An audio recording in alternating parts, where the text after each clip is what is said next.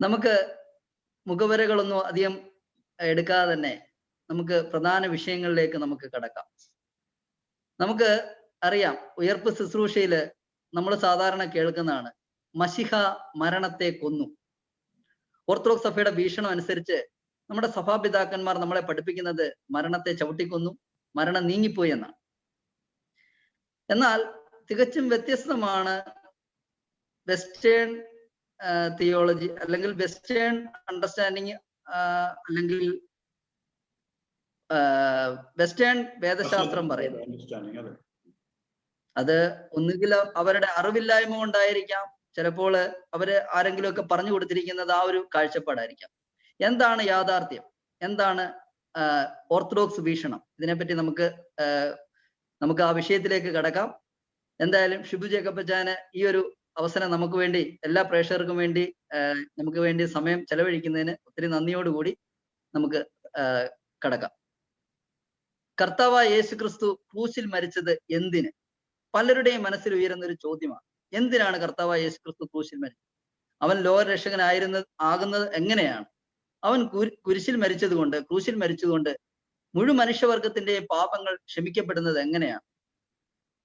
ഇതിന് കൃത്യമായിട്ടുള്ള വേദശാസ്ത്രപരമായിട്ടുള്ള യുക്തിഭദ്രമായിട്ടുള്ള ഉത്തരം നമുക്ക് ഇന്ന് ഷിബിച്ചാനിൽ നിന്ന് കേൾക്കാം. ഷിബിച്ച, നമുക്ക് തുടങ്ങാം. നന്ദി ആൽബി. ത്രിയേക ദൈവത്തിന്റെ വന്ദിതിരുനാമത്തിന് മഹത്വം ഉണ്ടായിരിക്കട്ടെ.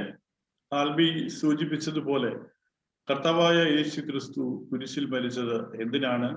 കർത്താവായ യേശു ക്രിസ്തു കുരിശിൽ മരിച്ചത് കൊണ്ട് ലോകത്തിന്റെ പാപങ്ങൾ മോചിക്കപ്പെടുന്നത് എങ്ങനെയാണ്? ഇത് നമ്മൾ സാധാരണ ഒരുപക്ഷെ ക്രിസ്ത്യാനികളായിട്ട് ഇരിക്കുന്നവർ ചോദിക്കുന്ന ചോദ്യമാണ്, അല്ലാതെ നമ്മൾ കേൾക്കുന്നുണ്ട് ഇതേ ചോദ്യങ്ങൾ. ഇതിന് കൃത്യമായ ഒരു ഉത്തരം ദൈവശാസ്ത്രപരമായും യുക്തിഭദ്രമായിട്ടും ഇന്ന് നമ്മൾ സാധാരണ കേൾക്കുന്ന രീതിയിലുള്ള ഒരു ഗോസ്പൽസിന് സാധിക്കുന്നുണ്ടോ എന്ന് സംശയമാണ്. എന്നാൽ ഓർത്തഡോക്സ് സഭയുടെ ദൈവശാസ്ത്രം അനുസരിച്ച് സഭാപിതാക്കന്മാർ നമുക്ക് പാലിച്ചുറപ്പിച്ചു തന്നിരിക്കുന്ന പ്രാർത്ഥനകളിലും ഗീതങ്ങളിലും സിദറാകളിലും കൃത്യമായും എന്താണ് ക്രിസ്തുവിന്റെ രക്ഷാകര പദ്ധതി, അതിലൂടെ എന്താണ് അവൻ സാധിച്ചെടുത്തത് എന്ന് നമുക്ക് കൃത്യമായിട്ടും നിർവചിച്ചിട്ടുണ്ട്. പഴയ നിയമപിതാക്കന്മാരും പ്രവാചകന്മാരും രാജാക്കന്മാരും ഒക്കെ മരിച്ചു. അവർക്കാർക്കും ആ മരണത്തിന്റെ കറുത്ത ഗർത്തങ്ങളിൽ നിന്ന് പുറത്തു വരാൻ സാധിച്ചില്ല. എന്നാൽ യേശു കർത്താവ് തന്റെ ക്രൂശുമരണത്തിന് ശേഷം മരണത്തിന്റെ ആഴങ്ങളിലേക്ക് ഇറങ്ങി. മരണത്തിനോ പാതാളത്തിനോ അവനെ പിടിച്ചു വയ്ക്കുവാൻ ആവുമായിരുന്നില്ല, കാരണം അവൻ ദൈവമായിരുന്നു. അപ്പോ നമ്മുടെ ഈ കൃത്യമായ ഒരു അണ്ടർസ്റ്റാൻഡിങ്ങിൽ നിന്നുകൊണ്ട് 3 കാര്യങ്ങളാണ് ഓർത്തഡോക്സ് സഭയുടെ എല്ലാ ക്രിസ്തുശാസ്ത്ര സംബന്ധമായ വിഷയങ്ങളിൽ നമ്മൾ അടിസ്ഥാനം ഉറപ്പിച്ചിരിക്കുന്നത്. ഒന്ന്, ക്രിസ്തു തൃത്വത്തിൽ ഒരുവനാണ്. അവൻ പിതാവിൽ നിന്ന് ജനിച്ചവനാണ്, പിതാവിനോട് സമത്വമുള്ളവനാണ്. അവൻ മനുഷ്യനായത് സ്വന്തം ഇഷ്ടപ്രകാരമാണ്, തിരുവിഷ്ടപ്രകാരം സ്വർഗത്തിൽ നിന്ന് ഇറങ്ങി. മനുഷ്യരായ നമുക്കും നമ്മുടെ രക്ഷയ്ക്കും വേണ്ടി തിരുമനസ്സായ പ്രകാരം സ്വർഗത്തിൽ നിന്ന് ഇറങ്ങി. ഇങ്ങനെയാണ് നമ്മുടെ വിശ്വാസ പ്രമാണത്തിൽ നമ്മൾ പറയുന്നത്. അപ്പം യേശു ക്രിസ്തു ഭൂമിയിലേക്ക് മനുഷ്യനായി അവതരിച്ചതും കുരിശിൽ മരിച്ചതും ആ കഷ്ടാനുഭവത്തിലേക്ക് കടന്നുപോയതും എല്ലാം അവന്റെ സ്വന്തം ഇഷ്ടപ്രകാരവും തിരുവിഷ്ടപ്രകാരവുമാണ്. അതുകൊണ്ടാണ് നമ്മൾ മശിഹ മരണത്തെ കൊന്നു എന്ന് പറയുന്നത്. മശിഹ മരണത്തിന്റെ വക്രങ്ങളിലേക്ക് ഇറങ്ങിച്ചെന്ന മരണത്തെ തോൽപ്പിച്ചുകൊണ്ട് പുനരുത്ഥാനം ചെയ്തു. അതായത് ആദാമിനും ഹവ്വയ്ക്കും അവരുടെ വീഴ്ചയുടെ ഫലമായിട്ട് ഉണ്ടായ അവരുടെ ആദ്യ പാപം, അതായത് ദൈവത്തുമായിട്ടുള്ള അനുസരണക്കേട് കാണിച്ചതിലുണ്ടായ ആ പാപത്തിന്റെ ഫലമാണ് മരണം എന്ന അവസ്ഥ. ആ മരണത്തെ നീക്കുവാനാണ് മശിഹ വന്നത്. അതുകൊണ്ടാണ് മരണത്തെ കൊന്നു എന്ന് ഈ മശിഹയുടെ മനുഷ്യാവതാരത്തിന്റെ ഏറ്റവും ഉത്കൃഷ്ടമായ ഏറ്റവും ആ ഒരു ലക്ഷ്യമായിട്ട് തന്നെ സഭയോട് അവതരിപ്പിക്കുന്നത്. അതുകൊണ്ട് നമ്മൾ ഉയർപ്പിന് വളരെയധികം സാധാരണ കേൾക്കുന്ന നമ്മൾ ഉയർപ്പിന്റെ ഒരു ഗീതത്തിൽ നമ്മൾ ഇങ്ങനെയൊക്കെ പാടുന്നുണ്ട്.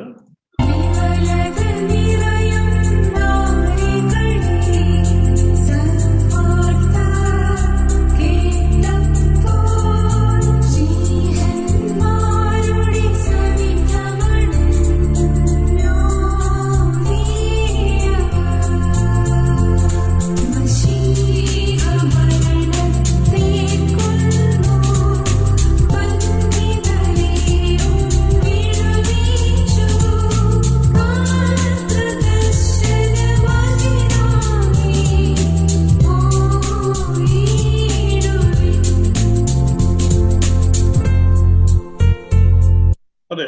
ഗീതത്തിൽ കേൾക്കുന്നത് പോലെ മശിഹ മരണത്തെ കൊന്നു, ബന്ധിതരെയും വിടുവിച്ചു.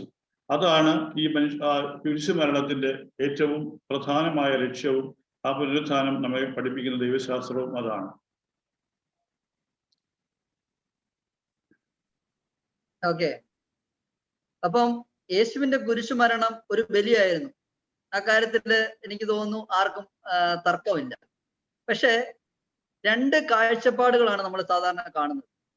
ഒന്ന് ഓർത്തഡോക്സ് ഈസ്റ്റേൺ അണ്ടർസ്റ്റാൻഡിങ്ങും വെസ്റ്റേൺ അണ്ടർസ്റ്റാൻഡിങ്ങും. ഇതില് കുരിശുമരണം എങ്ങനെയാണ് ലോകത്തിന് രക്ഷ കൊടുക്കുന്നത്, മുഴു മനുഷ്യവർഗത്തെ എങ്ങനെയാണ് രക്ഷിക്കുന്നത്, അല്ലെങ്കിൽ മുഴു മനുഷ്യവർഗത്തിന്റെ പാപം മോചിക്കുന്നത് എങ്ങനെയാണ്? ഈ കാഴ്ചപ്പാടില് ഓർത്തഡോക്സ് വീക്ഷണം എന്താണ്, വെസ്റ്റേൺ വീക്ഷണം എന്താണെന്ന് ഷുജാൻ എന്ന് പറയാമോ? അതെ, ഇപ്പൊ ആൽബി പറഞ്ഞ അതിൽ നിന്ന് ഒരു കാര്യം വ്യക്തമാക്കാൻ ആഗ്രഹിക്കട്ടെ. ഈസ്റ്റേൺ അല്ലെങ്കിൽ വെസ്റ്റേൺ എന്ന് ഇവിടെ ആൽബർട്ട് പറഞ്ഞത്, ഈസ്റ്റേൺ വ്യൂ എന്ന് പറയുമ്പോൾ അത് ഓർത്തഡോക്സ് ആദിമ സഭയുടെ വ്യൂ ആണ്. നമ്മുടെ 4-ാം സിനോദോസ് വരുന്നതിന് ശേഷമാണ് ഈസ്റ്റും വെസ്റ്റായിട്ട് രണ്ടായിട്ട് പിരിയുന്നത് നമുക്കറിയാം, കാൽസിഡോൺ സിനോദോസിന് ശേഷം. അപ്പോ ഓറിയന്റൽ ഓർത്തഡോക്സ് സഭകളുടെ വിശ്വാസം അല്ലെങ്കിൽ ഓർത്തഡോക്സ് സഭകളുടെ വിശ്വാസവും അതിൽ നിന്ന് പിന്നെ വന്ന പ്രൊട്ടസ്റ്റന്റ് കാഴ്ചപ്പാടും തമ്മിലാണ് ഈ പ്രധാനമായിട്ടും വ്യത്യാസമുള്ളത്. പ്രൊട്ടസ്റ്റന്റ് ഗ്രൂപ്പ് വീണ്ടും 16-ാം നൂറ്റാണ്ടിലാണ് വന്ന് നമുക്കറിയാം. അപ്പം ഈ വ്യത്യാസങ്ങൾ എന്തൊക്കെയാണെന്ന് പറയുമ്പോൾ ആദ്യമായിട്ട് ഓർത്തഡോക്സ് സഭയുടെ വീക്ഷണം എന്താണെന്ന് മനസ്സിലാക്കുന്നതിന് മുമ്പായിട്ട് ഈ പാശ്ചാത്യ വീക്ഷണം എന്താണ് ഇതിലെന്നുള്ള കാര്യത്തിലൊന്ന് മനസ്സിലാവുന്നത് കുറച്ചുകൂടി എളുപ്പമായിരിക്കും നമുക്ക് കാര്യങ്ങൾ മനസ്സിലാക്കാനായിട്ട്. അവർക്കറിയാം, അവരുടെ കാഴ്ചപ്പാട് പാപത്തിന്റെ ശമ്പളം മരണമാണ്. അപ്പോ ആദമും ഹൗവയും ആദ്യമായിട്ട് ചെയ്ത പാപത്തിന്റെ ഫലമായിട്ട് പാപത്തിന് നിങ്ങൾ മരിക്കും എന്ന് ദൈവം അരുളി ചെയ്യുന്നുണ്ട്. അവർ മരിക്കും. അപ്പോ ആദാമിന്റെ സന്തതി പരമ്പരകളൊക്കെയും പാപികളും കുറ്റക്കാരുമാണ്. അപ്പോ പാശ്ചാത്യ കാഴ്ചപ്പാടനുസരിച്ച് പാപികൾ അല്ലെങ്കിൽ പാപത്തിലേക്ക് വീണുകൊണ്ടിരിക്കുന്ന മനുഷ്യവർഗത്തോട് ദൈവത്തിന് അതികഠിനമായ ക്രോധമുണ്ടായി. അപ്പൊ ഈ ദൈവകോപത്തിൽ നിന്ന് ഈ മനുഷ്യരെ രക്ഷിക്കുവാൻ വേണ്ടിയിട്ട് അതിനിടയിൽ ദൈവപുത്രൻ ഇറങ്ങി നിന്നു, ഒരു മധ്യസ്ഥനായിട്ട് നിന്നു. ഈ ശിക്ഷകളെല്ലാം ഏറ്റുവാങ്ങി അവൻ കുരിശിൽ മരിച്ചു. അങ്ങനെ പിതാവായ ദൈവത്തിന്റെ കോപത്തിന് അല്പശമനമുണ്ടായി. അങ്ങനെ ദൈവക്രോധത്തിൽ വെന്തെരിഞ്ഞ ഒരു രക്ഷകനെയാണ് അവർ അവതരിപ്പിക്കുന്നത്. നമ്മുടെ നാട്ടിൽ വളരെ പോപ്പുലറായ ഒരു പാട്ടുണ്ട്, ഗീതം ഗീതം ജയ ജയ ഗീതം എന്ന ആ ഒരു ഗീതത്തിൽ അതിന്റെ 2ാമത്തെ സ്റ്റാൻസ് നമ്മൾ ശ്രദ്ധിച്ചാൽ അറിയാം. അത് നമുക്കൊന്ന് നിങ്ങൾ ശ്രദ്ധയോടെ കേൾക്കാം. എന്താണ് ആ ഗീതത്തിൽ പറയുന്നത് നമുക്കൊന്ന് കേൾക്കാം.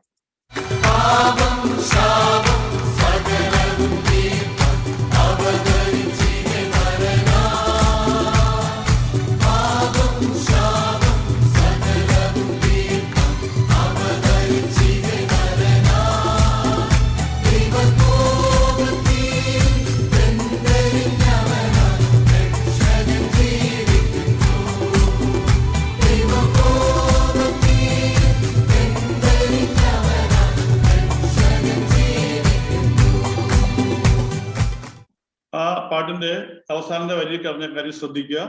പാപം ശാപം സകലത് നീക്കാൻ മനുഷ്യനായി അവൻ അവതരിച്ചു, ദൈവകോപത്തീയിൽ വെന്തിരിഞ്ഞവനാം രക്ഷകൻ ജീവിക്കുന്നു. അപ്പൊ ഈ ഒരു കാഴ്ചപ്പാടിനെ പീനൽ അറ്റോൺമെന്റ് എന്നാണ് നമ്മൾ അറിയപ്പെടുന്നത്. എന്ന് പറഞ്ഞാൽ പാപങ്ങൾ ചെയ്തവർക്ക് ശിക്ഷയുണ്ട്, ശിക്ഷ അനുഭവിച്ചേ പറ്റുള്ളൂ. എന്നാൽ ഒരാൾ ചെയ്യുന്ന പാപത്തിന് പകരമായിട്ട് മറ്റൊരാള് ശിക്ഷ ഏറ്റെടുക്കുന്നു, അവർ അതിനുവേണ്ടി മരിക്കുന്നു. ഇതിനെയാണ് പീനൽ അറ്റോൺമെന്റ് എന്ന് പറയുന്നത്. ഇങ്ങനെ ശിക്ഷ വിധിച്ച ആൾക്ക് ശിക്ഷ നടപ്പായി എന്ന നീതിബോധവുമുണ്ട്, തൃപ്തിയുണ്ട്. ഇതാണ് ലളിതമായിട്ട് പറഞ്ഞാൽ പീനൽ അറ്റോൺമെന്റ്. ഇതാണ് ബേസിക്കലി നമ്മുടെ നാട്ടിൽ കേൾക്കുന്ന പാശ്ചാത്യ കാഴ്ചപ്പാട്. ദൈവം ക്രിസ്തുവിനെ തകർത്തു കളയാൻ മനസ്സായി.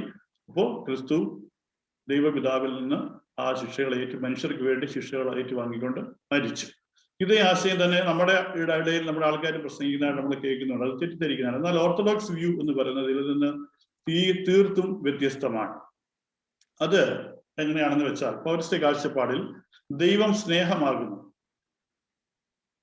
വിശുദ്ധ യോഹന്നാൻ ശ്ലീഹ എഴുതുന്നുണ്ട്, ദൈവം സ്നേഹം തന്നെ.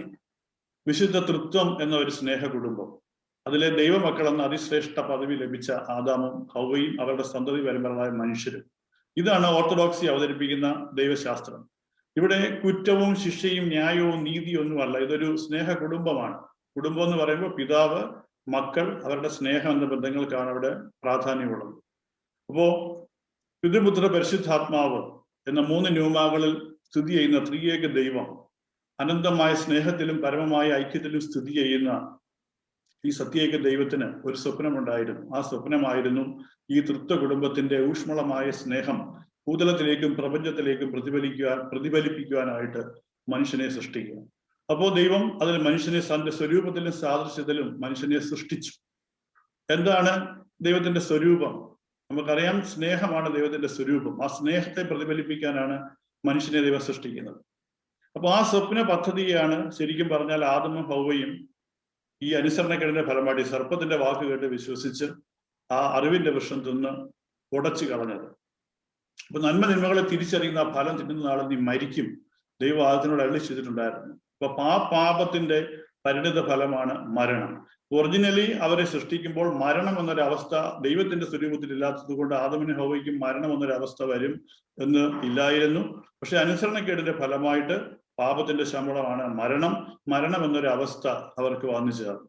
അപ്പോ അതുകൊണ്ടാണ് നമ്മുടെ ഒരു സെദറായി നമ്മളിങ്ങനെ വായിക്കും, ആ വൃക്ഷങ്ങളുടെ ഇടയിൽ വെച്ച് ആദമും ഹൗവയും നഷ്ടപ്പെടുത്തിയ ആ മഹത്വത്തിന്റെ തേജോ വസ്ത്രം തിരിച്ചു കൊടുക്കുവാനായിട്ടാണ് പുത്രൻ വന്നത്. അപ്പൊ മരണം അവരിലേക്ക് കടന്നു, അവരുടെ സന്തതി പരമ്പരകളിലേക്ക് ആ മരണം പാപ സ്വഭാവത്തിൽ വന്നു. അപ്പോ ആദാമി പാപം എന്ന് പറഞ്ഞാൽ എന്താണ്? ശരിക്കും പാപ സ്വഭാവത്തിലേക്ക് വഴുതി വീഴാനുള്ള സാധ്യതകളാണ്. അത് മനുഷ്യർക്ക് ഇൻഹെറിറ്റഡ് ആയിട്ട് കിട്ടിയേക്കുവാണ്. അതിൽ നിന്ന് രക്ഷപ്പെടുക, അതാണ് ദൈവീകരണത്തിലൂടെ ഉദ്ദേശിക്കുന്നത്. അതിൽ നിന്ന് ആ പാപ സ്വഭാവം നമ്മൾ ഇരിക്കുമ്പോൾ തന്നെ ക്രിസ്തു കാണിച്ചു തന്ന മാതൃക പോലെ അവൻ പാപം എന്ന ഒരൊറ്റ കാര്യത്തിലൊഴികെ ബാക്കി എല്ലാത്തിലും മനുഷ്യരോട് സമത്വമുള്ളവനായിരുന്നു ദൈവമായ കർത്താവ്. അപ്പോൾ അതാണ് ആ ദൈവം മനുഷ്യനായപ്പോഴേക്ക് ഇറങ്ങി വരുന്നത്. അത് മാത്രമല്ല, റോമാക്കാർക്ക് എഴുതിയ ലേഖനം 5-ാം അധ്യായം 14-ാം വാക്യത്തിൽ നമ്മൾ വായിക്കുന്നുണ്ട്, വരുവാനുള്ളവന്റെ പ്രതിരൂപമായ ആദാം. അപ്പം മനുഷ്യനായി അവതരിക്കാനുള്ള ദൈവത്തിന്റെ പ്രതിരൂപ ഇംപ്രന്റിനെയാണ് ആദാമിലൂടെ ദൈവം സൃഷ്ടിച്ചിരിക്കുന്നത്.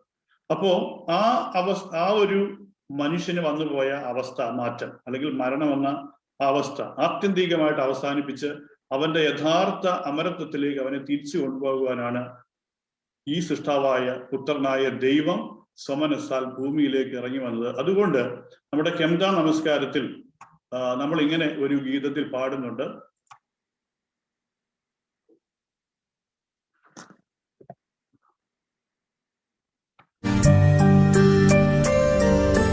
നഷ്ടമതാ തന്നുരുവും വീണ്ടാതാമിൻ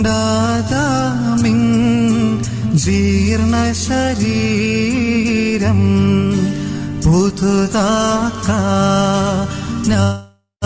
മൃതലോക തേക്കല്ലോ ദൈവമിറങ്ങി. ആ ഗീതത്തിൽ പറയുന്നത്, നഷ്ടമതാം തന്നുരുവും ആദാമിൻ ജീവസ്വരൂപം പുതുതാക്കാൻ ദൈവം ലോകത്തിലേക്ക് ഇറങ്ങി വന്നു. അപ്പൊ ആദാമിൽ നഷ്ടപ്പെട്ടു പോയ തന്റെ സ്വരൂപത്തിനെ തിരിച്ചെടുക്കുവാനോ അത് റീസ്റ്റോർ ചെയ്യുവാനുമായിട്ടാണ് ദൈവം മനുഷ്യലോകത്തേക്ക് ഇറങ്ങി വന്നത്. അപ്പം അതാണ് ഈസ്റ്റും വെസ്റ്റുമായിട്ടുള്ള കാഴ്ചപ്പാട്. അപ്പൊ തൃത്വത്തിൽ അവർ തമ്മിലൊരു കോൺഫ്ലിക്റ്റോ അഭിപ്രായ ഭിന്നതകളോ ഇല്ല. പിതാവാൻ ദൈവത്തിനെ സംതൃപ്തിപ്പെടുത്താനായിട്ടല്ല പുത്രൻ വന്നിരിക്കുന്നത്. ആ സൃഷ്ടിയിലേക്ക് നമുക്കറിയാം സകലതും അവനിലൂടെയും സൃഷ്ടിക്കപ്പെട്ടു. അപ്പോൾ ആ സൃഷ്ടാവായ ദൈവം പുത്രൻ തമ്പുരാൻ വചനമായ ദൈവം ഭൂമിയിലേക്ക് ഇറങ്ങി വന്നത് തന്റെ സൃഷ്ടിയുടെ നഷ്ടപ്പെട്ടു പോയ ആ സ്വരൂപത്തെ തിരിച്ചു കൊണ്ടുവരാനാണെന്ന് വളരെ കൃത്യമായിട്ട് പറയുക. ഇനി നമുക്കറിയാം, കർത്താവ് തന്നെ പറഞ്ഞൊരു ഉപമയുണ്ട്. വിശുദ്ധ മത്തായിയുടെ സുവിശേഷം 21-ാം അധ്യായം 33-ാം വാക്യം മുതൽ നമുക്ക് കാണാവുന്നതാണ്. ഒരുവൻ ഒരു മുന്തിരിത്തോട്ടം നട്ടുണ്ടാക്കി, അതിന് ചുറ്റും വേലി കെട്ടി, ചക്ക് നാട്ടി, പാട്ടത്തിന് കുടിയാന്മാരെ ആ തോട്ടം നോക്കുവാനായിട്ട് ഏൽപ്പിച്ചു. ഇടയ്ക്കിടയ്ക്ക് ആ തോട്ടം നോക്കുവാനായിട്ട് യജമാനൻ ചില ആൾക്കാരെയൊക്കെ അങ്ങോട്ട് അയച്ചു. പക്ഷെ കുടിയാന്മാർ അവരെ ഉപദ്രവിച്ചു, അവരെ തല്ലി, ചിലരെ തിരിച്ചയച്ചു. അവസാനം യജമാനൻ തീരുമാനിച്ചു, ഞാൻ എൻ്റെ പുത്രനെ അയക്കും.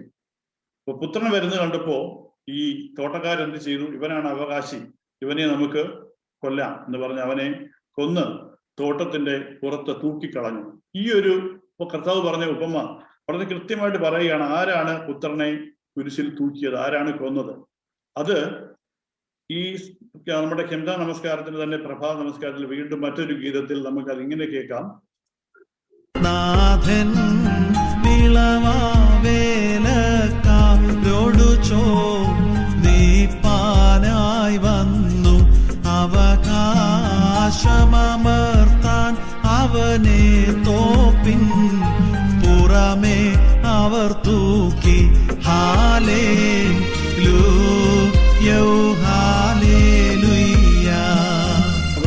പറയുന്നത് പോലെ ആ പുത്രൻ വന്നപ്പോൾ മനുഷ്യർ അവനെ പിടിച്ചു തല്ലുകയും കുരിശിൽ തറച്ച് കൊല്ലുകയും കല്ലറയിൽ വെക്കുകയും ചെയ്തു. എന്നാൽ മരണത്തിന് അവനെ പിടിച്ചു വെക്കാൻ സാധ്യമല്ലായിരുന്നു. പാതാളത്തിന്റെ വാതിലുകളെ തകർത്ത് അവൻ ഉയർത്തെഴുന്നേറ്റു. ഒപ്പം ആദാമിന്റെ സകല സന്താനങ്ങൾക്കും അവൻ തന്നോടൊപ്പം മരണത്തിന്റെ നികത്തിൽ നിന്ന് വിടുവിച്ചു.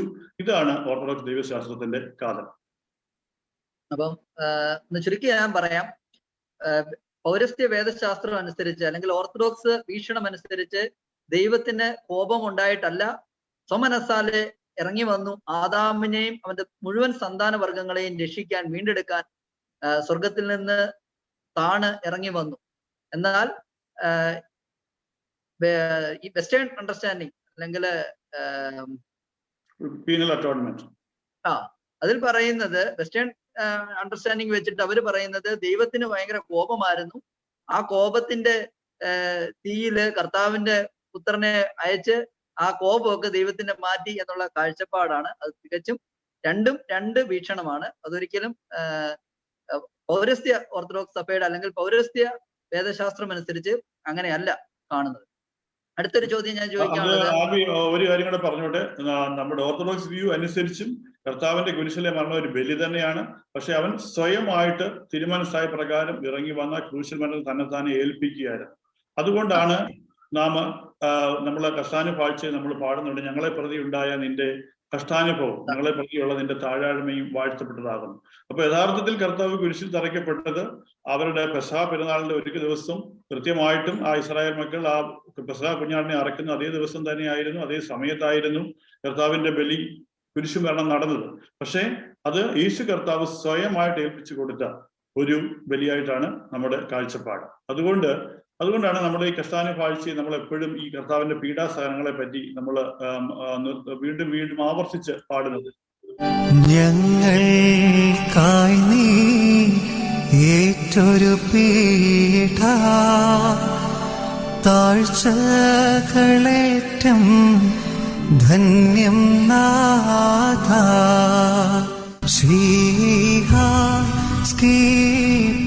മൃതി കഷ്ടതകൾക്കായി വന്നോരേ, പ്രാർത്ഥന കേട്ടിട്ടാത്മാക്കളിലൻ ഉണ്ടാകേണം ദേവാ, ദയയുണ്ടാകേണം നാഥാ, കൃപ തോന്നേണമൻപാ. പറയുന്നത് ഇതാണ്, മശിഹ ഈ മൃതി കഷ്ടതകൾക്കായിട്ട് വന്നവനെ, കുരിശിനും മരണത്തിനും കഷ്ടതകൾക്കുമായിട്ട് വന്നവനെ ഞങ്ങളുടെ മേൽ കരുണ തോന്നണമേ. ആൽബി. ഓക്കെ. അപ്പം നമുക്കിപ്പം കാര്യങ്ങൾ മനസ്സിലായി. ദൈവത്തിന്റെ കോപമല്ല, ദൈവത്തിന്റെ സ്നേഹത്താലാണ് മുഴുവൻ മനുഷ്യവർഗത്തെയും ലോകത്തെ ദൈവം അത്രമാത്രം സ്നേഹിച്ചു. അതുകൊണ്ടാണ് സുപുത്രനെ ഭൂമിയിലേക്ക് അയച്ചത്. അതെ. ഇനിയും അതിനെപ്പറ്റി കൂടുതലായിട്ട് വിശദീകരിക്കേണ്ട ആവശ്യമുണ്ടെന്ന് തോന്നുന്നില്ല. അതില് ഒരു ഗീതം കൂടെ നമുക്ക് അന്ന് പറയുന്നത് നല്ലതായിരിക്കും. കാരണം ഓർത്തഡോക്സ് സഭയുടെ വിശ്വാസം അനുസരിച്ച്, അത് ചില വെസ്റ്റേൺ തിയറി അല്ലെങ്കിൽ ചില ആൾക്കാരുടെ വിശ്വാസങ്ങൾ അനുസരിച്ച് ദൈവം കുരിശിൽ മരിച്ചോ എന്ന കാര്യത്തിൽ സംശയമുണ്ട്. അല്ലെങ്കിൽ ചിലർ പറയുന്നത് ആ കുരിശ് മരണത്തിന്റെ സമയത്ത് ദൈവത്വം യേശുവിൽ നിന്നും മാറിപ്പോയി, മനുഷ്യനായ യേശുവിനെയാണ് കുരിശിൽ തറച്ചതെന്നാണ്. അല്ലെങ്കിൽ ദൈവത്തിന് മരിക്കാൻ സാധിക്കുകയില്ല, അതുകൊണ്ട് അവനെ അടക്കം ചെയ്യാൻ സാധിക്കില്ല. പക്ഷേ നമ്മുടെ സഭയുടെ സദരാകളിലും പ്രമേയങ്ങളിലും പിതാക്കന്മാർ വളരെ കൃത്യമായിട്ട് പറഞ്ഞിട്ടുണ്ട്, ആത്മാവ് മാത്രമാണ് ഈ ശരീരത്തിൽ നിന്ന് ആ സമയത്ത് വേർപെടുന്നത്. അവന്റെ ദൈവത്വം ഈ ശരീരത്തിലും ആത്മാവിലും നിന്ന് മാറാതെ ഒരേ യൂണിയനിൽ സ്ഥിതി ചെയ്തു. അതുകൊണ്ടാണ് മശിഹായിക്ക് ആ മരണത്തിന്റെ വക്തങ്ങളിലേക്ക് ഇറങ്ങി ചെല്ലുവാനും ആ മരണത്തിന് ജയിക്കുവാനും അവന് സാധിക്കുന്നത്. അപ്പോൾ പാപികളായ മനുഷ്യരുടെ ഈ ക്രൂരതകൾ മുഴുവൻ സ്വന്തം ശരീരത്തിൽ അവൻ ഏറ്റുവാങ്ങി ആ ശരീരത്തെ ദണ്ഡിപ്പിക്കാൻ മനഃപൂർവ്വം അനുവദിച്ചു കൊടുക്കുകയാണ്. നമുക്കറിയാം, സദാ നേരവും ക്രൂപന്മാരാൽ പരിചരിക്കപ്പെടുന്നവനാണ്, തീയായവനാണ്, മാലാഖമാർ നോക്കുവാൻ പോലും ഭയപ്പെടുന്ന യഥാർത്ഥ ദൈവമാണ്. ആ വെറും മണ്ണാങ്കട്ട ഇടുന്നത് ആ ദൈവത്തിനെ വിധിക്കുന്നു. നമ്മൾ ദുഃഖവെള്ളിയാഴ്ച ഗീതത്തിൽ പാടാറുണ്ട്, പീലാത്തോസും ഹന്നാസും ഒക്കെ ഹന്നാവും ഇരിക്കുന്നത്. അപ്പോ ആ അത്ര തീയായിരിക്കുന്ന ദൈവത്തിനെ അവന് അനുവദിച്ചു കൊടുത്തതുകൊണ്ട് മാത്രമാണ് ഇത് സാധ്യമായത്, ഈ കുരിശിലെ മരണം. അപ്പോൾ അതുകൊണ്ടാണ് ദൈവം തന്റെ സൃഷ്ടി എത്രമാത്രം സ്നേഹിക്കുന്നു. യോഹന്നാൻ എഴുതി തന്റെ ഏകജാതനായ പുത്രനെ നൽകുവാൻ തക്കവിധം ലോകത്തെ അത്രമാത്രം ദൈവം സ്നേഹിച്ചു. അപ്പം ഈ വലിയ വെള്ളിയാഴ്ചയിലെ ഗീതങ്ങൾ ഇതാണ് നമ്മൾ ധ്യാനിക്കുമ്പോൾ. എല്ലാ ഗീതങ്ങളും നമുക്കിന്ന് വിശദീകരിക്കാനുള്ള സമയമില്ല. എന്നാലും എനിക്ക് വളരെ അർത്ഥവത്തായിട്ട് തോന്നിയിട്ടുള്ള ഒരു ഗീതം കൂടെ നമുക്കൊന്ന് കേൾക്കാം. അതിൽ പറയുന്നത് ഇങ്ങനെയാണ്: ഉരുകിപ്പോയില്ല ആണികൾ നിന്റെ കയ്യിൽ. ഇപ്പൊ കർത്താവിനെ കുരിശിൽ തറച്ചിരിക്കുന്ന ആണികൾ ഉരുകിപ്പോയില്ല. അവൻ അത്ര തീയാകുന്ന ദൈവമായിട്ട് ഉരുകിപ്പോയില്ല. അതുപോലെ നിന്നെ കുരിശിൽ തറച്ച ആ ഘാതകരും വെന്തുപോയില്ല എന്ന് പറയുന്നുണ്ട്. അത് ആ ഒരു ഗീതം, ഉരുകിപ്പോയില്ല ആണികൾ കയ്യിൽ എന്നുള്ള ആ ഗീതം കൂടെ കേട്ടിട്ട് നമുക്ക് തിരിച്ചു വരാം. ഏദനിൽ നഷ്ടപ്പെട്ട ആദാമിന്റെ അസുരത്തിന് ജീവനേകുവാൻ നീ മൃതിയേറ്റു.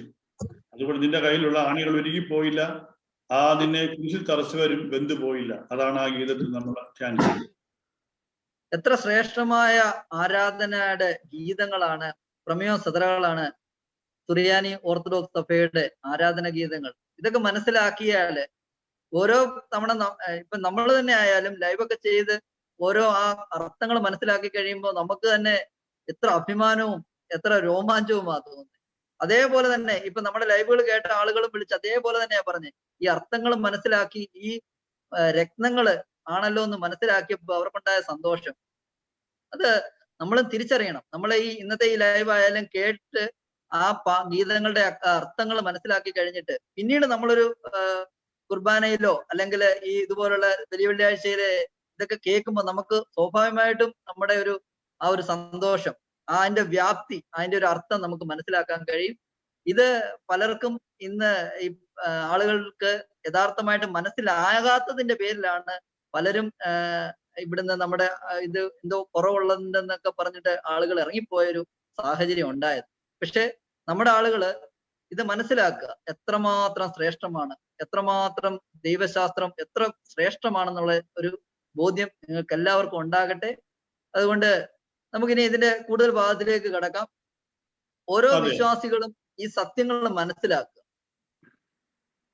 ഈ ദൈവസ്നേഹം എന്താണെന്ന് തിരിച്ചറിയുക. അതെ, വളരെ അർത്ഥപൂർണമായിട്ട് ആൽബി പറഞ്ഞ പോലെ തന്നെ ഞാൻ യോജിക്കുകയാണ്. വളരെ അർത്ഥപൂർണമായിട്ടാണ് ഈ ഓരോ ഗീതങ്ങളും ഓരോ സെതറകളും പ്രാർത്ഥനകളും. അത് നമുക്ക് മനസ്സിലാവുന്നില്ല എന്നുള്ളൊരു എക്സ്ക്യൂസ് പറഞ്ഞിട്ട് മാറി നിൽക്കാതെ എല്ലാവരും അത് പഠിക്കാൻ ശ്രമിക്കുക, അല്ലെങ്കിൽ അറിയാവുന്നവരോട് ചോദിച്ച് മനസ്സിലാക്കുക. നമുക്കറിയാം ഈ സുറിയാനി ഇതൊക്കെയും തർജ്ജമ ചെയ്ത് നമ്മുടെ സഭയിലേക്ക് ഇത് വന്ന സമയത്ത് മലയാള ഭാഷ അതിന്റെ നല്ല ഒരു ലെവലിൽ നിൽക്കുന്ന സമയമാണ്. അതിന്റെ ഗ്രാമർ, വൃത്തം, അതിന്റെ വ്യാകരണം, അതെല്ലാം അത് അന്ന് ട്രാൻസ്ലേറ്റ് ചെയ്ത ആൾക്കാർ എത്ര കൃത്യമായിട്ട് എഴുതിയേക്കുന്നതുകൊണ്ടാണ് ഇത്ര നമ്മൾ സാധാരണ ഉപയോഗിക്കാത്ത വാക്കുകൾ അല്ലെങ്കിൽ സാഹിത്യപരമായ ഗീതം എല്ലാം വളരെ കൃത്യമായിട്ട് എഴുതി വെച്ചത്. വളരെ മനോഹരമാണ് ഓർത്തഡോക്സ് ചർച്ചിൻ, മലങ്കര ഓർത്തഡോക്സ് ചർച്ചിന്റെ ഈ ആരാധനാ ഗീതങ്ങൾ മലയാളത്തിലുള്ളത്. പക്ഷെ അതുകൊണ്ട് ആ അർത്ഥം മനസ്സിലാവുന്നില്ല എന്നുള്ളൊരു എക്സ്ക്യൂസ് പറഞ്ഞിരിക്കാതെ നമ്മൾ ശ്രമിച്ചാൽ തീർച്ചയായിട്ടും ഇത് മനസ്സിലാക്കാനായിട്ട് നമുക്ക് സാധിക്കും. അറിവുള്ള ഒരുപാട് വൈദികരും തിരുമേനിമാരും അൽമാരും തന്നെയുണ്ട്. അത് ചോദിച്ചാൽ നമുക്ക് മനസ്സിലാക്കാവുന്നതേ ഉള്ളൂ. അതെ, ഇനി നമുക്ക് സാധാരണ നമ്മൾ കേൾക്കുന്ന ഒരു കാര്യമാണ് കിംദ്യ നമസ്കാരം. കിംദ്യ നമസ്കാരവും സ്ലീബ നമസ്കാരവും അത് പ്രേക്ഷകർക്ക് വേണ്ടി ഒന്ന് വിശദീകരിക്കുകയാണ്. എന്താണ് സ്ലീബ നമസ്കാരം, എന്താണ് കിംദ്യ നമസ്കാരം, എന്തിനു വേണ്ടിയാണ് നമ്മുടെ പിതാക്കന്മാർ അങ്ങനെ ഇത് ചെയ്തിരിക്കുന്നതെന്നൊക്കെ അതൊന്ന് വിശദീകരിച്ച് പറയാം. തീർച്ചയായിട്ടും. നമ്മുടെ നമസ്കാര പുസ്തകം, വിശുദ്ധ കുർബാനയുടെ നമസ്കാര പുസ്തകം എടുക്കുമ്പോൾ അറിയാം, നമസ്കാരം തുടങ്ങുന്ന സ്ഥലത്ത് സ്ലീബ നമസ്കാരം ഒന്നും കെംദ നമസ്കാരം ഒന്നും രണ്ടായിട്ട് തിരിച്ചിട്ടുണ്ട്. അപ്പൊ നമുക്കറിയാം സഭയുടെ ആരാധന മുഴുവൻ പോകുന്നത് ഒരു ആരാധനാ വർഷത്തിലെ കലണ്ടർ ക്രമീകരണം പോലെയാണ്. അപ്പോ ഈ ഒക്ടോബർ 30 ശേഷം വരുന്ന ആദ്യത്തെ ഞായറാഴ്ചയാണ് കൂദോശീത്തോ, സഭയുടെ ശുദ്ധീകരണത്തിന്റെ ദിവസമാണ്. ആ ഞായർ അതാണ് സഭയുടെ ലിറ്റർജി കലണ്ടറിന്റെ ആദ്യ ദിവസം എന്ന് പറയും. അവിടുന്ന് അങ്ങോട്ടുള്ള ആ ദിവസങ്ങളെ 7 കാലങ്ങളായിട്ടാണ് സഭാപിതാക്കന്മാര് തിരിച്ചിരിക്കുന്നത്. ഞാൻ സ്ക്രീൻ ഒന്ന് ഷെയർ ചെയ്യാം, അപ്പോ അത് കുറച്ചുകൂടെ കൃത്യമായിട്ട് അത് മനസ്സിലാവും.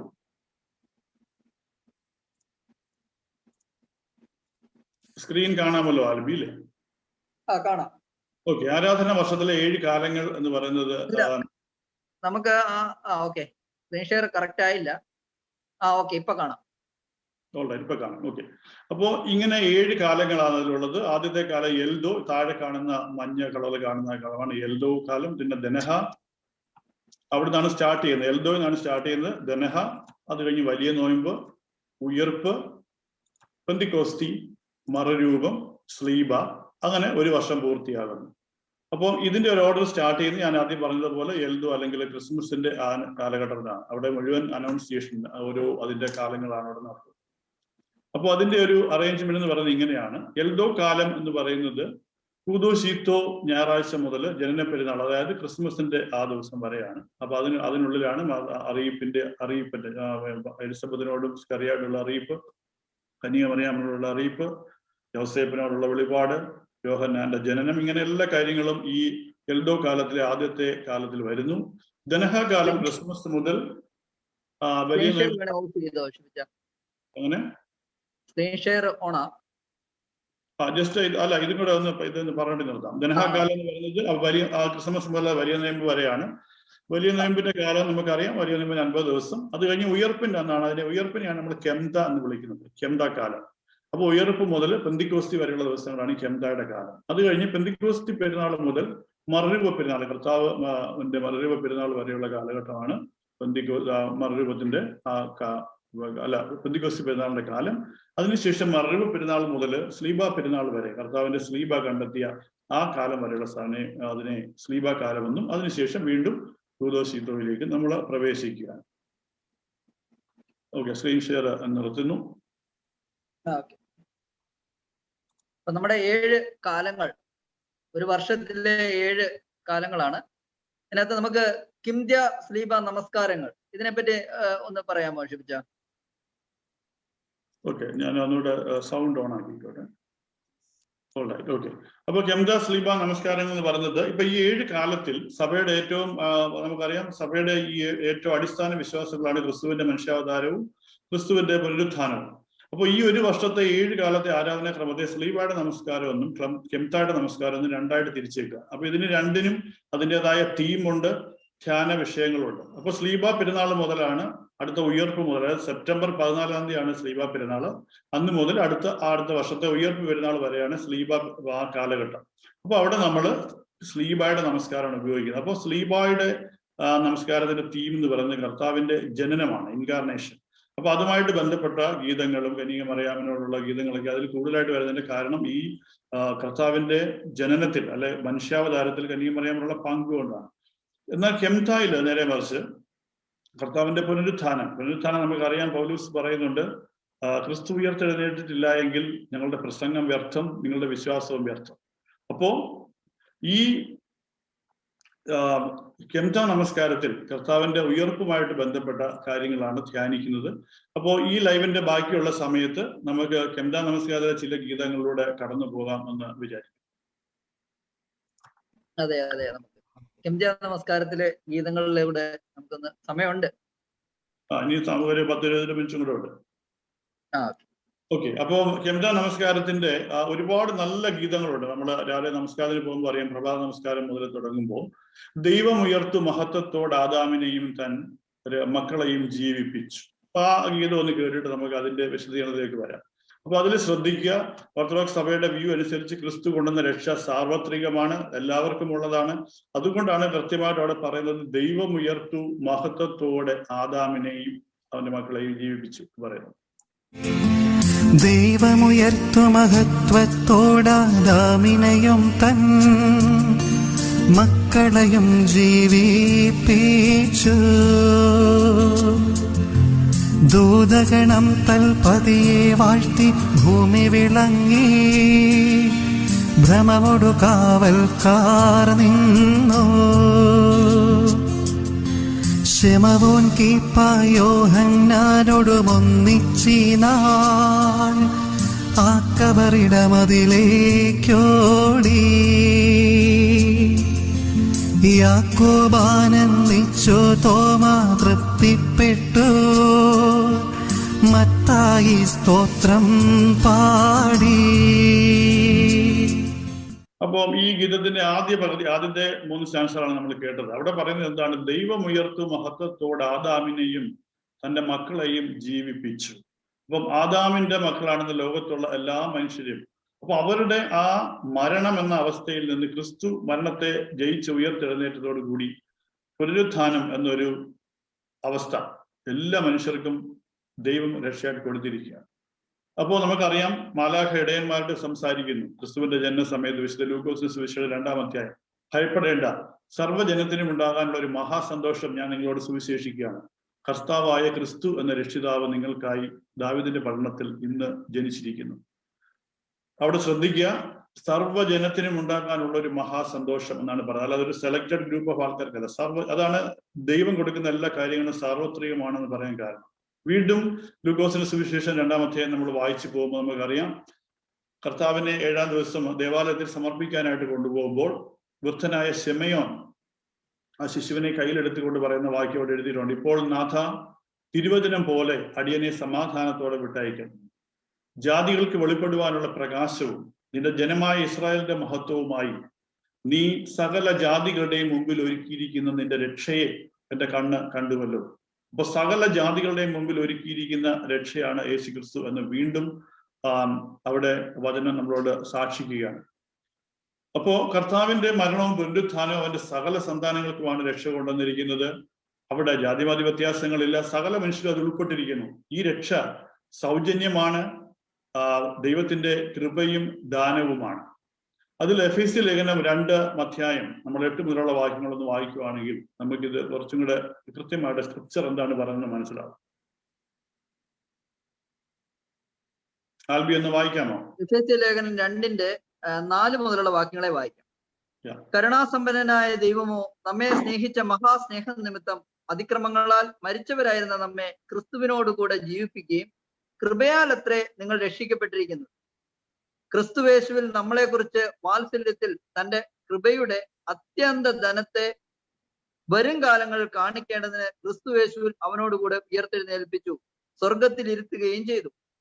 കൃപയാലല്ലോ നിങ്ങൾ വിശ്വാസം മൂലം രക്ഷിക്കപ്പെട്ടിരിക്കുന്നത്, അതിനും നിങ്ങൾ കാരണമല്ല.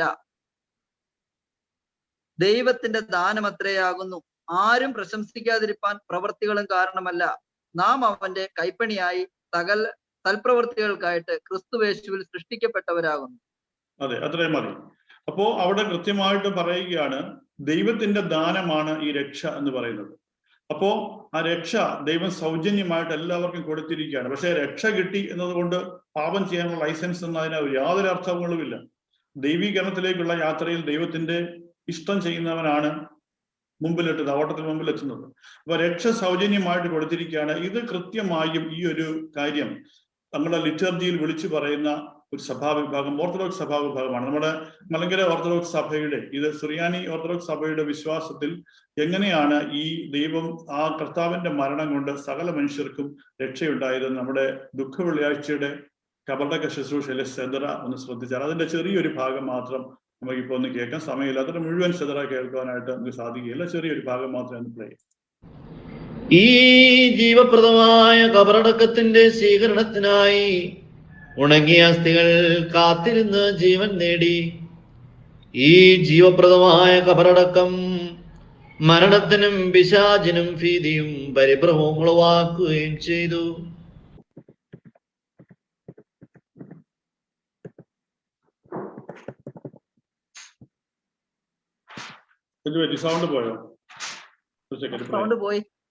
ഈ ജീവപ്രദമായ കബറടക്കത്തിന്റെ സ്വീകരണത്തിനായി ഉണങ്ങിയ അസ്ഥികൾ കാത്തിരുന്ന് ജീവൻ നേടി. ഈ ജീവപ്രദമായ കബറടക്കം മരണത്തിനും പിശാചിനും ഭീതിയും പരിഭ്രമവും ഉളവാക്കുകയും ചെയ്തു. ഈ ദൈവീകമായ കബറടക്കം പാതാളത്തിന്റെ കോട്ടകളെ നശിപ്പിച്ച് അതിന്റെ ഗോപുരങ്ങളെ തകർത്തു. ഈ ദൈവീകമായ കബറടക്കം പ്രതികൂലികളായ അന്ധകാര സൈന്യങ്ങൾക്ക് കഷ്ടതയും ദുഃഖവും ഉളവാക്കി. ഈ ദൈവീകമായ കബറടക്കം ആദാമിനെയും വിശ്വാസികളുടെ വർഗത്യാഗമാനവും പ്രഭയും മഹത്വവും ധരിപ്പിച്ചു. ജീവദായകമായ ഈ കബറടക്കം പുണ്യവാന്മാരുടെ വിഭാഗങ്ങൾക്കാകമാനം നവജീവൻ നൽകി. ഈ ജീവദായകമായ കബറടക്കം നന്മ വിതച്ച പാതാളത്തെ നിരാശ്രയരാക്കി. ഈ ജീവദായകമായ കബറടക്കം ആദാമിനെയും അവന്റെ സർവസന്താനങ്ങളെയും രാജ്യാവകാശികളാക്കി തീർത്തു. ആ സെദറായുടെ മനോഹരമായ സെദറായുടെ അവസാനത്തെ ലൈൻ ശ്രദ്ധിച്ചോ? ഈ ദൈവീകമായ കബറടക്കം ആദാമിനെയും അവന്റെ സർവ്വസന്താനങ്ങളെയും രാജ്യാവകാശികളാക്കി തീർത്തു. അത് ഇത്ര കൃത്യമായിട്ട് നമ്മുടെ സഭയുടെ ആ ഒരു വിശ്വാസത്തിൽ ആ ഒരു സെദറായിൽ വിളിച്ചു പറയുകയാണ്. ആദാമിനെയും സകല സന്താനങ്ങളെയും ഈ ദൈവികമായ കബറടക്കം രാജ്യത്തിന്റെ അവകാശികളാക്കി തീർത്തു. അതുപോലെ നമ്മൾ മുമ്പേ പറഞ്ഞപ്പോ ഈ സെദറകളുടെ ആ ഒരു ഡീപ്പ് മീനിങ്ങിനെ പറ്റി നമ്മൾ പറഞ്ഞപ്പോ ദുഃഖവെള്ളിയാഴ്ചയുടെ സെദറകളെ നമുക്ക് വിസ്മരിക്കാൻ പറ്റുകയില്ല. ദുഃഖവെള്ളിയാഴ്ചയുടെ ഓരോ യാമപ്രാർത്ഥനകളുടെയും സെദറയിൽ അടങ്ങിയിരിക്കുന്ന ആ വളരെ ആഴമേറിയ സത്യങ്ങൾ, എങ്ങനെയാണ് പഴയ നിയമത്തിലെ കാര്യങ്ങൾ എങ്ങനെ പുതിയ നിയമത്തിലേക്ക് അത് കണക്ട് ചെയ്യുന്നു, എങ്ങനെ അത് ക്രിസ്തുവിൽ പൂർത്തീകരിക്കുന്നു, അതിന്റെ ആ ഒരു ഉദാഹരണം കൂടെ നമുക്ക് ഇപ്പൊ ഒന്ന് കേൾക്കാം. നമുക്ക് സമയമുള്ളതുകൊണ്ട് അതിന് നേരത്തെ ഞാൻ പ്ലേ ചെയ്തില്ലായിരുന്നു. ഇപ്പൊ ഒന്നുകൂടെ ആ ഒരു സെദറയുടെ ഭാഗം കൂടെ വളരെ ദുഃഖവെള്ളിയാഴ്ചയുടെ 9-ാം മണി നമസ്കാരത്തിന്റെ സെദറയുടെ ഒരു ചെറിയ ഭാഗം, ആദാമിനെ നഷ്ടപ്പെട്ട ആ ഒരു ഏതെങ്കിലും നഷ്ടപ്പെട്ട മഹത്വത്തിന്റെ വസ്ത്രം എങ്ങനെയാണ് മെശിഹാ തമ്പുരാൻ തിരിച്ചു കൊണ്ടിരുന്നത്.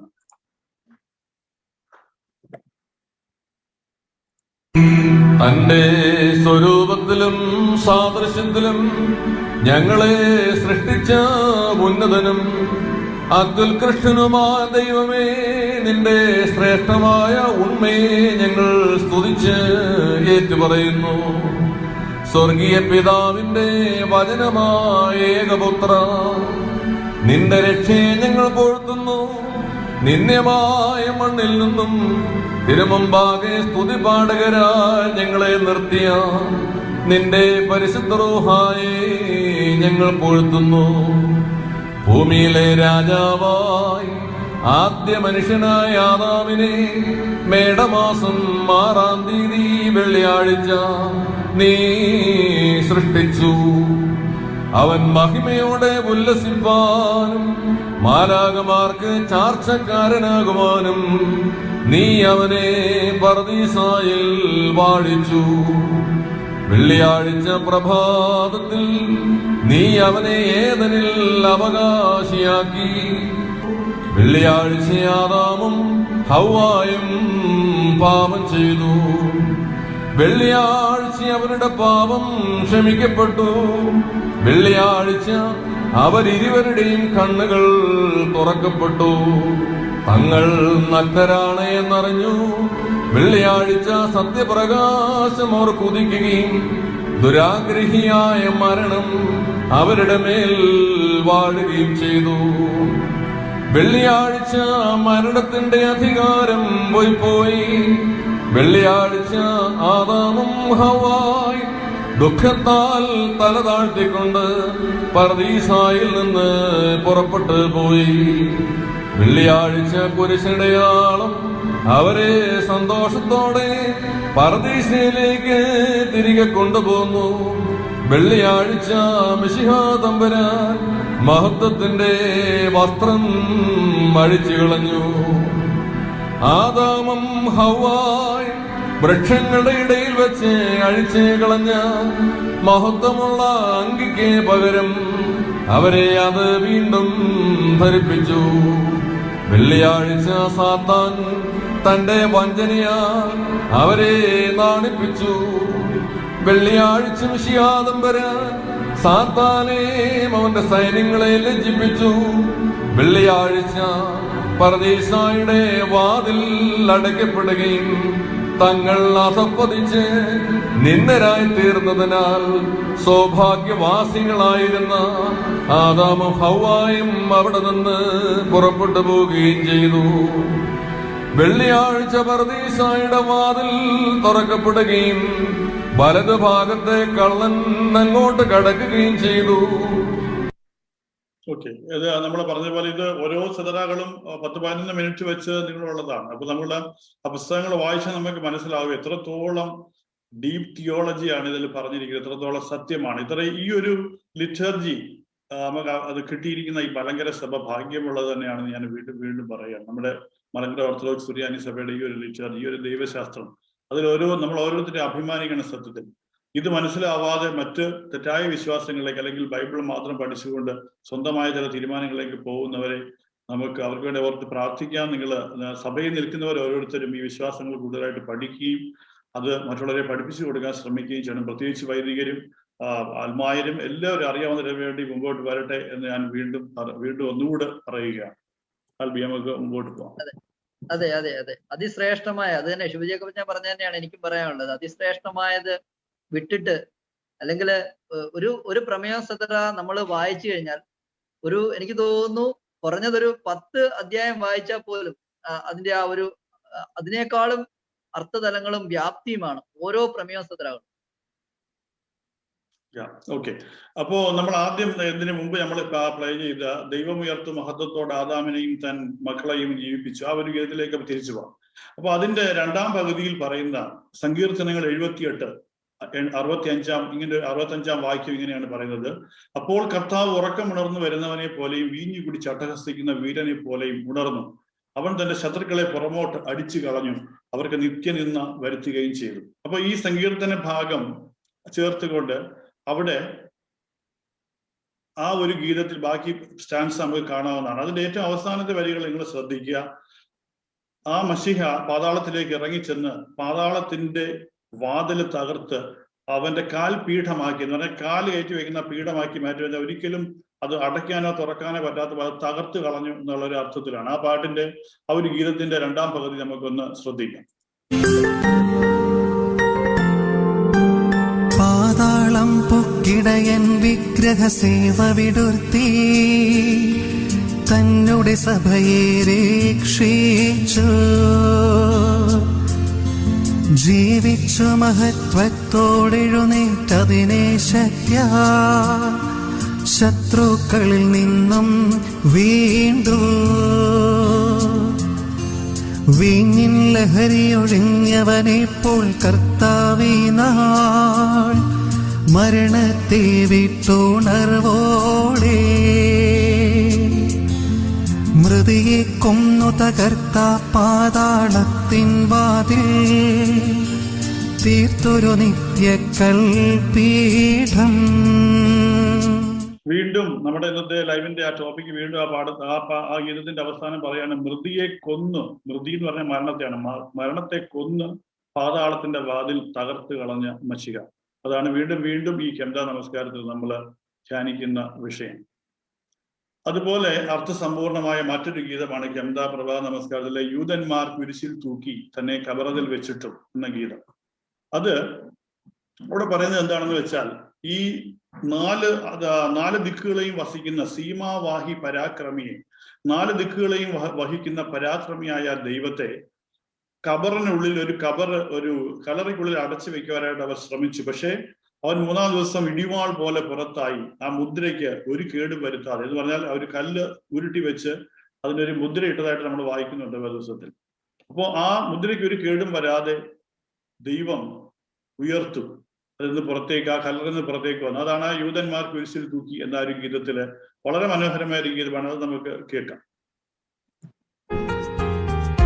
യൂതന്മാർ കുരിശിൽ തൂക്കി തന്നെ കബറതിൽ വച്ചിട്ടും ഉത്ഥാനത്താലുളവാകും ലജ്ജ ശങ്കയവർക്കുണ്ടായി.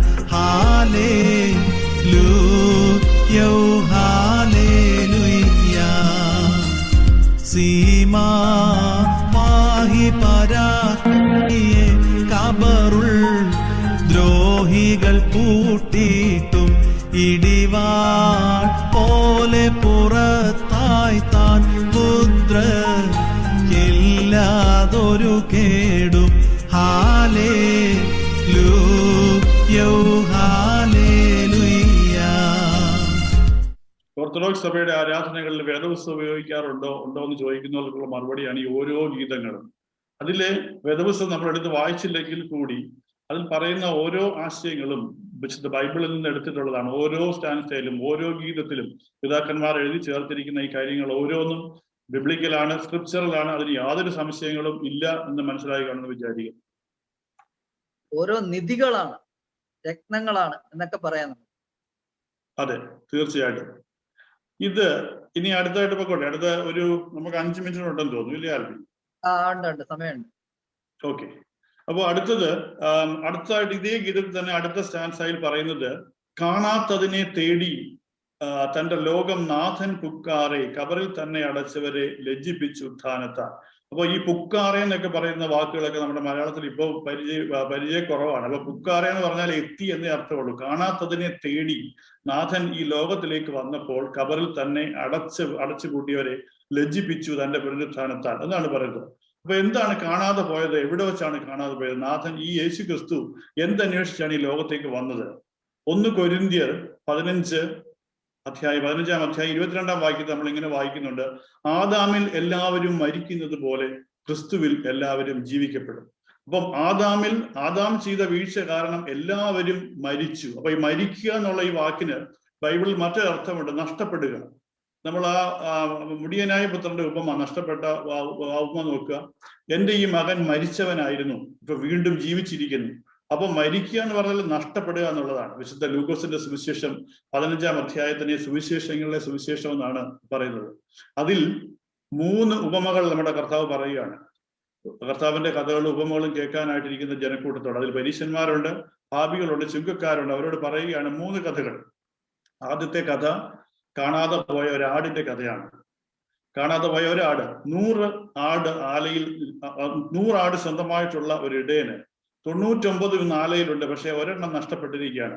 പക്ഷെ അതിനെ അന്വേഷിച്ചിറങ്ങുന്ന ഒരു ഇടയന്റെ ഹൃദയമാണ് ആദ്യത്തെ ആ ഒരു ഉപമയിൽ കർത്താവ് പറയുന്നത്. രണ്ടാമത്തെ കഥയിൽ 10 നാണയങ്ങൾ കയ്യിലുള്ളതിൽ ഒരെണ്ണം വീട്ടിനുള്ളിൽ എവിടെയോ നഷ്ടപ്പെട്ടു പോയത്. മറ്റേത് കാട്ടിലാണ് നഷ്ടപ്പെട്ടു പോയത് ആട്, ഇത് വീട്ടിനുള്ളിൽ നഷ്ടപ്പെട്ടു പോയ ഒരു നാണയം. എന്നാൽ വീടല്ലേ, അവിടെ ഇരുന്നേക്കാൻ നോക്കണ്ടെന്ന് വിചാരിച്ചിരിക്കുകയല്ല ആ വീട്ടമ്മ. അവിടെ മുഴുവൻ അരിച്ചു പറയ്ക്കുക, ആ നാണയം കിട്ടുന്നവരെയും പോകുന്ന ഒരു വീട്ടമ്മയുടെ കഥ. മൂന്നാമത് കർത്താവ് പറയുന്നത് ഒരു പിതാവിന്റെ കഥയാണ്. ഒരു ഭവനത്തിൽ നടക്കുന്ന കഥയാണ്. 2 മക്കളിൽ ഒരാൾ അപ്പനോട് അവകാശമെല്ലാം ചോദിച്ചു വാങ്ങി വീട്ടിൽ നിന്ന് ഇറങ്ങിപ്പോകുന്നു, മറ്റേയാൾ വീട്ടിൽ തന്നെ നിൽക്കുന്നു. അപ്പോ അവൻ പോയി സ്വത്തെല്ലാം നശിപ്പിച്ച് എല്ലാ കണ്ടെടുത്ത് നടന്ന് അവസാനം എൻ്റെ അപ്പന്റെ വീട്ടിൽ വേലക്കാരി ഇതിനെക്കാട്ട് അത്ര സുഭിക്ഷമായിട്ട് ഇരിക്കുന്നു എന്ന് വിചാരിച്ച് തിരിച്ചു വരാനായിട്ട് പശ്ചാത്തപിക്കുമ്പോൾ അവൻ ദൂരെ നിന്ന് വരുമ്പോഴേ അവനെ പോയി ഓടിച്ചെന്ന് കെട്ടിപ്പിടിച്ച് അവനെ ചുംബിക്കുന്ന ഒരു പിതാവിന്റെ കഥ. അവന് തിരിച്ചെത്തിയപ്പോഴേക്ക് സന്തോഷത്തോടെ അവന്റെ കാലിന് ചെരുപ്പും അവനെ മഹത്വമേറിയ അങ്കിയും ധരിപ്പിക്കുന്ന ഒരു പിതാവിന്റെ കഥ. തടിപ്പിച്ച കാളക്കുട്ടിയെ അറുത്ത് സ്നേഹിതരെ വിളിച്ചു കൂട്ടി എൻ്റെ ഈ മകൻ മരിച്ചവനായിരുന്നു, ഇപ്പൊ തിരിച്ചു കിട്ടിയിരിക്കുന്നു പറയുന്ന ആ പിതാവിന്റെ, സ്നേഹവാനായ പിതാവിന്റെ ഹൃദയം കർത്താവ് അവിടെ വരച്ചു കാട്ടുകയാണ്. പക്ഷെ അവിടെ വേറൊരു ക്യാരക്ടറുണ്ട്. പിതാവിന്റെ കൂടെ ആയിരുന്നിട്ടും പിതാവിന്റെ ഹൃദയം തിരിച്ചറിയാൻ പറ്റാത്ത മറ്റൊരു മകന്റെ കഥ. ഈ കഥാപാത്രങ്ങളെല്ലാം നമ്മുടെ ജീവിതത്തിൽ നമുക്ക് കാണാവുന്നതാണ്. നഷ്ടപ്പെട്ടു പോയ ആളുകൾ, പാപികൾ, അല്ലെങ്കിൽ സമൂഹത്തിൽ നിന്ന് അകന്നു പോയവർ, ദേവാലയത്തിൽ എല്ലാ ദിവസവും വരുന്നുണ്ട്, പക്ഷേ പിതാവിനെ മനസ്സിലാവാത്തവർ, പിതാവിന്റെ അടുത്തുനിന്ന് നഷ്ടപ്പെട്ട് ഈ ഭവനത്തിൽ നിന്ന് ഇറങ്ങിപ്പോയിട്ട് മറ്റു വിശ്വാസങ്ങളിലേക്ക് പോയവർ. പക്ഷേ ഇതൊരു കുടുംബത്തിന്റെ കഥയാണ്, ഇതൊരു കുടുംബമാണ്, ആ സ്നേഹപിതാവിന്റെ കുടുംബമാണ്. ഇതാണ് ഓർത്തഡോക്സി അവതരിപ്പിക്കുന്ന സ്നേഹവാനായ ദൈവത്തിന്റെ, പിതാവും പുത്രനും പരിശുദ്ധാത്മാവും അടങ്ങുന്ന ആ തൃപ്ത കുടുംബത്തിന്റെ കഥ. ആ ഒരു കാര്യമാണ് ഈ കാണാത്തതിനെ തേടി എന്ന ഗീതത്തിലൂടെ ഈ സഭ നമ്മളോട് പറയുന്നത്. കാണാത്തതിനെ തേടി തൻ ലോകം നാഥൻ പുക്കാറെ കബറിൽ തന്നെയടച്ചവരെ ലജ്ജിപ്പിച്ചു ധാനത്താൽ ഹല്ലേലൂയ ഹല്ലേലൂയ.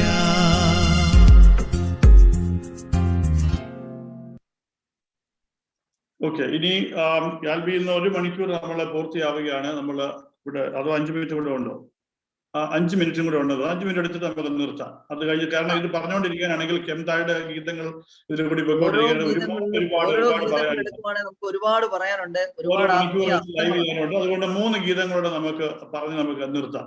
അതില് ദൈവത്തിൻ പുത്രനെ മറിയാം ഉത്ഥാനത്തിൽ എന്നുള്ളൊരു പാട്ടുണ്ട്. ആ ഒരു ഗീതം നമ്മുടെ കെംത നമസ്കാരത്തിൽ. അത് ഇങ്ങനെയാണ്. അതിന്റെ രംഗം ഇതാണ്. കർത്താവിന്റെ ഉയർപ്പ് ദിവസം മഗ്ദലക്കാരത്തി മറിയ അവിടെ കർത്താവിന്റെ കല്ലറയ്ക്ക് വെളിയിൽ നിൽക്കുകയാണ്. അപ്പോ കല്ലറ ഒഴിഞ്ഞു കാണപ്പെടുന്നു. അപ്പോ അവിടെ പിന്നിൽ ഒരാൾ വന്ന് നിൽക്കുന്നു. നീ എന്തിനാണ് കരയുന്നതെന്ന് ചോദിക്കുകയാണ് മറിയാമിനോട് ചോദിക്കുമ്പോൾ, നീ ആരെയാണ് അന്വേഷിക്കുന്നത് ചോദിക്കുമ്പോൾ, തോട്ടക്കാരനാണെന്ന് തെറ്റിദ്ധരിച്ചിട്ട് നീ എന്റെ കർത്താവിനെ എടുത്തുകൊണ്ട് പോയോ എന്ന് ചോദിക്കുന്ന ആ രംഗം വളരെ മനോഹരമായിട്ടൊരു ഗീതത്തിൽ സഭ പറയുന്നുണ്ട്. അതിങ്ങനെയാണ്.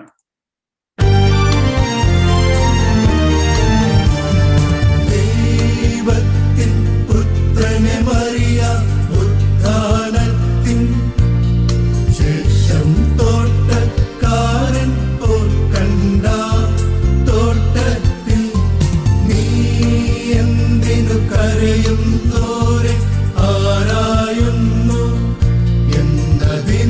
നാഥനെ അവർ കൊണ്ടെങ്ങോ പോയെന്ന താനവളെ മറിയാമേ എന്ന ഓടിപ്പോ ഉടനവൾ അറിയിച്ച കർത്താവുദ്ധാനം ചെയ്തെന്ന സ്ത്രീയന്മാരെ. അപ്പോ ആ മറിയാം ചോദിക്കുകയാണ്, നീ തോട്ടക്കാരനാണോ? നീയാണോ എന്റെ കർത്താവിനെ എടുത്തുകൊണ്ട് പോയത്? അപ്പൊ കർത്താവ് പറയുകയാണ്, മറിയാമേ, ഇത് ഞാൻ തന്നെയാണ്, ഞാൻ തോട്ടക്കാരനാകുന്നു. ഇതാണ് നമ്മൾ ഉയർപ്പിന്റെ ദിവസം മറ്റൊരു ഗീതത്തിൽ വളരെ പ്രശസ്ത ഉയർപ്പിന്റെ ഗീതത്തിൽ ഉയർപ്പ് ദിവസം നമ്മൾ ഈ പാട്ട് ഓ മറിയാമേ ഞാൻ തോട്ടക്കാരൻ തന്നെ എന്നൊരു ഗീതം നമ്മൾ കേൾക്കാറുണ്ട്. അതെന്താണ് അവിടെ പറയുന്നത്? മറിയാമേ, നീ തെറ്റിദ്ധരിച്ചിരിക്കുന്നത്, അതൊരു ഭാവനയിൽ എഴുതിയിരിക്കുകയാണ് പിതാക്കന്മാർ. ഞാൻ തോട്ടക്കാരനാണെന്ന് നീ തെറ്റിദ്ധരിച്ചതല്ല. ഞാൻ ശരിക്കും തോട്ടക്കാരനാണ്. ഞാൻ പർദീസായെ സ്ഥാപിച്ചവനാണ്. ആ പർദീസായെ സ്ഥാപിച്ച ഞാൻ അവിടെ 2 മരങ്ങൾ നട്ടതിൽ ഒന്ന് ജീവവൃക്ഷമായിരുന്നു. ജീവവൃക്ഷം തിന്നരുതെന്ന് ആരോടും പറഞ്ഞിട്ടില്ല. പക്ഷെ ആ ജീവവൃക്ഷം തിന്നുന്നതിന് മുമ്പ് നന്മ തിന്മകളെ തിരിച്ചറിയുന്ന മരത്തിന്റെ ഫലം തിന്നുപോയി. അതുകൊണ്ടാണ് ദൈവം അവരെ അവിടെ നിന്ന് പുറത്താക്കുന്നത്. നമ്മുടെ സദരാകളിൽ കൃത്യമായിട്ടത് പറയുന്നുണ്ട്. പക്ഷേ ഈ ജീവവൃക്ഷത്തിന്റെ ഫലമായിരിക്കുന്ന മെസ്സിയാ തമ്പുരാൻ നമ്മുടെ ദുഃഖവളയത്തിന്റെ മറ്റൊരു സദരായി നമ്മളിങ്ങനെ വായിക്കും, ജീവവൃക്ഷമായ സ്ലീബായിൽ ക്രിസ്തു വിരിക്കപ്പെട്ടു. ആ വിരിക്കപ്പെട്ട ആ കനിയാണ് നമ്മുടെ വിശുദ്ധ മാമോദീസായിൽ നമ്മുടെ കുഞ്ഞുങ്ങളുടെ വായിലേക്ക് കൊടുക്കുന്നത്. ഏദൻ തോട്ടത്തിൽ ആദാം രുചി നോക്കാത്ത ഫലം സാമോദം വെക്കുന്നു ഈ നാൾ നിന്റെ വായിൽ. അപ്പൊ ഏദൻ തോട്ടത്തിൽ വെച്ച് നഷ്ടപ്പെട്ടു പോയ ജീവന്റെ ഫലമാണ് വിശുദ്ധ സഭ, വിശുദ്ധ കുർബാനയായിട്ട് നമുക്ക് തരുന്നത്. അപ്പോ ഈ തിരിച്ച് നമ്മുടെ ഓ മറിയാമേ എന്നുള്ള ആ ഒരു ഗീതത്തിലേക്ക് കർത്താവ് പറയുകയാണ്, ഞാൻ പർദീസ സ്ഥാപിച്ചവനാണ്, ഞാൻ തോട്ടക്കാരൻ തന്നെയാണ്. ഓ മറിയാമേ, ഞാൻ തോട്ടക്കാരൻ തന്നെ, ഞാൻ പറുദീസായെ സ്ഥാപിച്ചോൻ ശ്രേഷ്ഠൻ. ഓ മറിയാമേ, ഞാൻ ജീവികൾ തൻ ജീവൻ താൻ, പുനരുജ്ജീവനമോടെഴുന്നേൽപ്പും ഞാൻ താൻ. ഞാൻ കൊല്ലപ്പെട്ടോൻ, ഞാൻ കല്ലറയാർന്നോൻ, തോട്ടിടരുതേ ഞാൻ ആദാന്തികമേറിയിട്ടില്ല. മഹിമയൊടക്കബറീന്നെഴുന്നേറ്റേനെന്നേവം ശിഷ്യന്മാരോടായി നീ സുവിശേഷിക്ക. അവിടെ പറഞ്ഞത് എന്താണ്? വെളിപ്പാട് പുസ്തകം 1-ാം അധ്യായം നമ്മൾ കാണുന്നുണ്ട്, ഞാൻ കൊല്ലപ്പെട്ടവനായിരുന്നു, ഞാൻ ഇന്ന് ജീവിച്ചിരിക്കുന്നു, മരണത്തിന്റെയും പാതാളത്തിന്റെയും താക്കോലിന്റെ കൈവശമുണ്ട്. ആ യേശു കർത്താവ് എന്ന് പറയുകയാണ്, ഞാൻ കൊല്ലപ്പെട്ടവനാണ്, ഞാൻ തന്നെ പുനരുത്ഥാനവും ജീവനുമാകുന്നു. അപ്പം നീ തെറ്റിദ്ധരിച്ചതല്ല, ഞാൻ തോട്ടക്കാരൻ തന്നെയാണ്, ഞാനാണ് പർദീസായെ സ്ഥാപിച്ചവൻ. അതുകൊണ്ടാണ് നമ്മൾ സഭയും ദൈവവുമായിട്ടുള്ള ബന്ധത്തിൽ എപ്പോഴും സഭ ദൈവത്തിന്റെ മണവാട്ടിയാണ് എന്ന് പറയുന്നത്. ഇതേ ആശയത്തിൽ ദൈവം തോട്ടക്കാരനാണ്, പർദീസായെ സ്ഥാപിച്ചവൻ ആയതുകൊണ്ടാണ് വിവാഹ ശുശ്രൂഷയിൽ നമ്മൾ മറ്റൊരു ഗീതത്തിൽ നമ്മൾ പാടുന്നുണ്ട്, ഏദൻ തോട്ടം നട്ടോനെ. അതും കൂടെ കേട്ട് നമുക്ക് ഇന്നത്തെ ലൈവ് അവസാനിപ്പിക്കാം. ആ ഒരു ഗീതം എങ്ങനെയാണ്?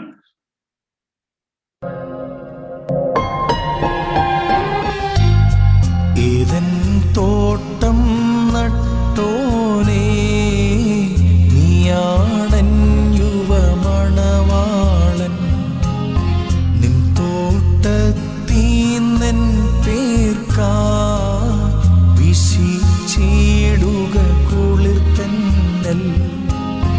സത്യമണാള നീതി ഞാൻ നാഥാ, ഞാൻ നിൻ മണവാട്ടി, നീയാണൻ തണലും താങ്ങും, ചെയ്യണമെന്നോടു കാരുണ്യം.